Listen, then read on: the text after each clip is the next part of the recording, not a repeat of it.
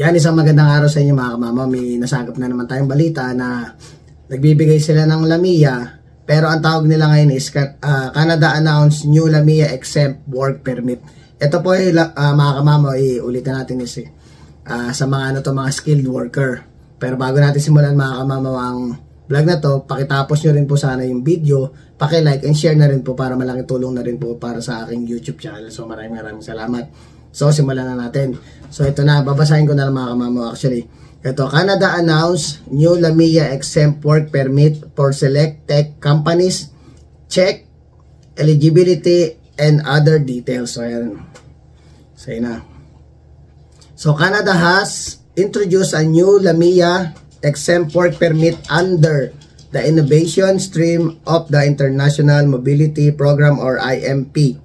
As part of its tech talent strategy, this initiative targets skilled foreign workers who receive job offers from 8 selected tech. So may 8 may companies na pwede nyo applyan. Participating in the global hypergrowth project, which are recognized as industry leaders with significant growth potential. So ayan na, parang nag-ano na sila ng kumikilos na sila ng mga para bang yung kailangan talaga ng Canada inaano na nila, inaasikaso na nila. Baka sakaling kayo ito, mapakinggan nyo itong sinasabi ko, yung binabasa ko, ito na yung para sa inyo mga kamamaw. Yan. Actually, September 15, 2024, ayan, pinano siya, nirelease siya 10:38 AM. So ayan, Canada has announced a new LAMIA exempt work permit for selected companies in the country. The new work permit has been introduced under the innovation stream of the International Mobility Program or IMP.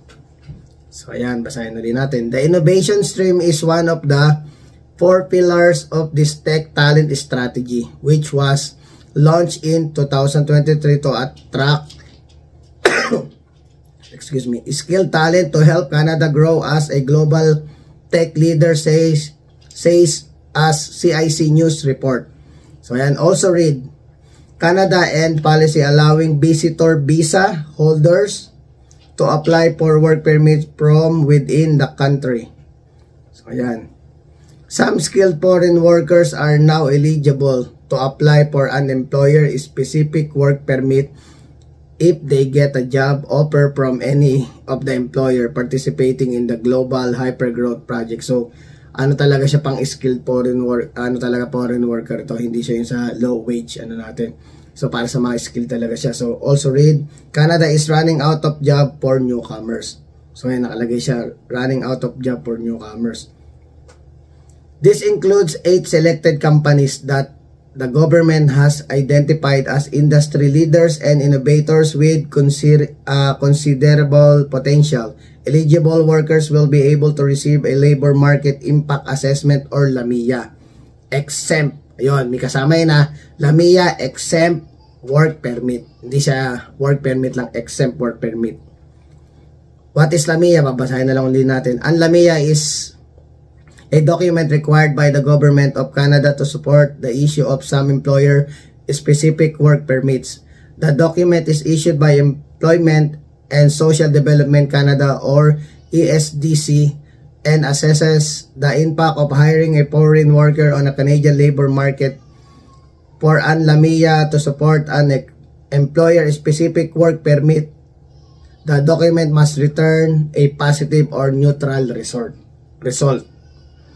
So ayan, ito, who is eligible? Ayan, mga kamang pakinggan nyo. To qualify for a work permit under the innovation stream, applicant must have a job offer from an employer participating in the Global Hypergrowth Project or GHP.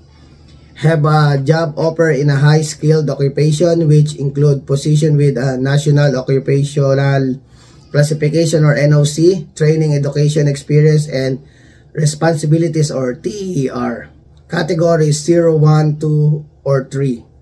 And applicant may also qualify for faster processing time of their work permit if the occupation they have been hired for falls under TER categories 0 or 1 of the NOC. The NOC system is used to describe the categories occupation in Canada.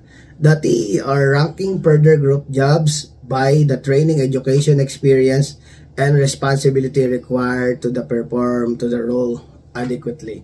So ayan. So ano na lang, check nyo lang yan. Mamaya may papakita tayo ng link.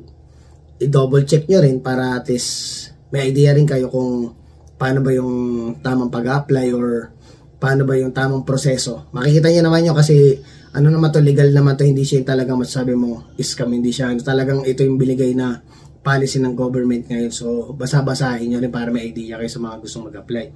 Yan. Before applicants submit their application to innovation stream, their employer must, para sa mga employer to, submit an offer of employment, pay a 230 Canadian employer compliance fee, and give the employee or potential employee an offer of employment number. Yan. Tapos ito yung mga selected companies, mga kamamaw, nung sinasabi nila na i-check nyo na naghahanap talaga sila. So ito yung ADA Support INC, Alaya Care, Cellcarta, Clarius Mobile Health, CLIO or Clio, tapos ano to? Duchess Nay Paraceutical Group or DPG, Lightspeed Commerce, Vibe Crop Protection. So halo-halo to. So parang ang dating is more on ano siya sa health tag dito. Sa health tag dito. Nakakalimutan ko lagi, mga kamamo yun. Basta yung sa health industry, ayun, health industry. Tapos may mga lalaking kumpanya rin siguro dito na ano. So check nyo na lang din siya, mga kamama, para at least secure at saka sigurado kayo sa mga nabanggit natin.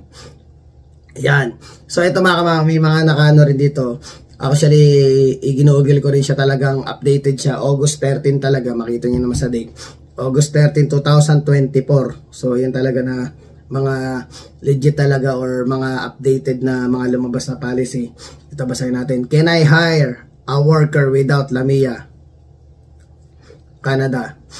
The International Mobility Program. Ito yung pinag-uusapan yung sa ano yung sa bagong bagong policy. Can I hire a worker without LAMIA, Canada? The International Mobility Program that lets you, the employer, hire a temporary worker without a labor market impact assessment or LAMIA. In most cases, you will have submit an offer of employment through the employer portal after your part is done. The temporary foreign worker must apply for a work permit. Oh. So kailangan si mag-apply ng work permit. Tapos, mga kamama, para clear out na lang din sa lahat, nandito naman yung link na isalagay natin dyan sa screen. So pwede nyo siyang i-check. Ayan. Who are LAMIA exempt candidates? Yan, who are is LAMIA exempt. Tatandaan niya, may exempt yan na exempt work permit, hindi siya yung work permit lang ito. Who are LAMIA exempt candidates? Job exempt from the LAMIA, general, self-employed engineer. So matataas talaga, mga kamamo. Talaga mga to, sa mga pambig, talaga yung mga talaga matataas na uri ng kumbaga sa tao, mga high class na to. Na talagang matataas ang nila, ang rango ba o kaya yung mga posisyon sa trabaho. Ito, self-employed engineer, technical workers, creative and performing artists or etc. Worker transferred with the company, intra-company transfers with special knowledge.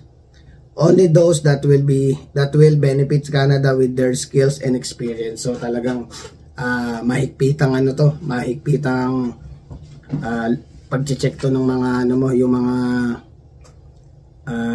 kumbaga parang mga experience mo o kaya mga pinagtrabahuhan mo, talaga i-check nila to. Sobrang talaga sila ngayon. Medyo talagang mahigpit ang labanan ngayon.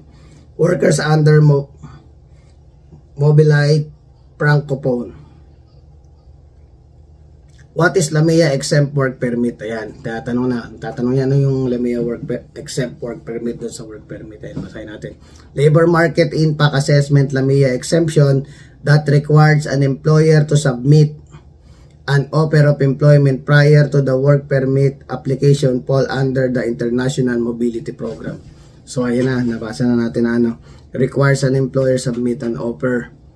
So talagang ano siya, may ano siya, kumbaga yung sa employer talagang medyo higpitan ng ano dito pag ano dito ng pagkuha nila, kasi iba yung klase nung way of ano nila, kasi meron silang IMP na tinatawag na International Mobility Program, before wala namang ganyan eh.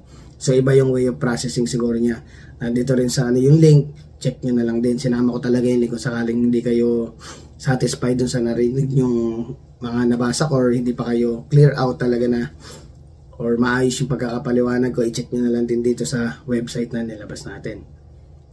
So ayun mga kamamo, nakaano na, nabasa ko na pala siya lahat. So lahat ng mga updated na lumalabas dito sa Canada, inaabangan ko palagi yan. So inaabangan ko siya, way of ma-share ko din sa inyo yung ano. So minsan binabasa-basa ko rin, although minsan may times din na parang hindi ko siya gets, inaano ko rin siya, kumbaga mas pinapalalim ko pa yung pangunawa ko, or binabasa ko pa siya ng mas sinsinan para mas ma-explain ko pa sa inyo ng maayos.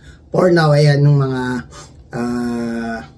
tag dito, mga na ano natin, nakuha nating impormasyon about sa mga bagong policy ngayon na meron na silang LAMIA exempt work permit. So medyo ano talaga, kumbaga ba yung application ngayon talagang nangangailangan talaga yung Canada ng mga ganong klaseng ano, mga talent o mga taong may klaseng ganong mga kakayahan or estado ng ano nila, nung pinagka-graduate nila, tsaka yung talagang matataas ang ano, matataas na or para sa akin matataas ng ori, yung mga doktor, yung mga surgeon, yung mga engineer, ibang ano na yan, ibang level para sa akin yan, kasi ako simpleng tao lang tayo mga kamamo. Hindi tayo dumating sa point na ganun tayong katatalino or ganun tayo kagagaling. So ito talaga, kumbaga, sobrang gustong mag-innovate talaga ng Canada na kumuha sila ng mga ganong klaseng tao na may talent na ganun, or para mapaganda pa nila yung ano, yung pag ano dito, yung kumbaga yung maayos na pamumuhay dito sa Canada. Kailangan nila ng tulong ng mga ganong klaseng tao. Kaya kung ikaw sa mga binasa ko ito, isa ka sa mga binasa ko, ayan, check nyo na lang yung link, i-check nyo kung paano mag-apply, kung paano yung way of process. Pero na ano natin, medyo mabibilis siguro ang ano nito, hindi katulad nung sa amin na inabot ng ilang taon ito, at mabilisan na ata siya. Hindi ko na. So ayun mga kamamo, bibitinin ko muna kayo, hanggang dito lang muna yung mga explanation natin. Kung sakaling may mga dumating na mga bagong update na about dun sa mga job offer na binibigay ngayon ng Canada, i-update ko na lang kayo palagi. Then lagi ko na lang siyang i-check or i-monitor para at least kahit pa paano every time na makita ko information, mai-share ko sa inyo. Pero papaalala ko sa inyo mga kamamo, hindi ako immigration consultant specialist, ano lang ako, kumbaga nabubuhay lang tayo sa research o yung mga naririnig natin sa balita, yun ang sinishare ko sa vlog na to. So sana paki-like, tsaka share nyo lang tong vlog na to. Maraming salamat. Please don't forget to like, share, subscribe, and hit the notification bell for more updates of my video. So ayun pala mga kamamaw, tandaan nyo, huwag nyo makakalimutan, kamuntingan ko pang makalimutan.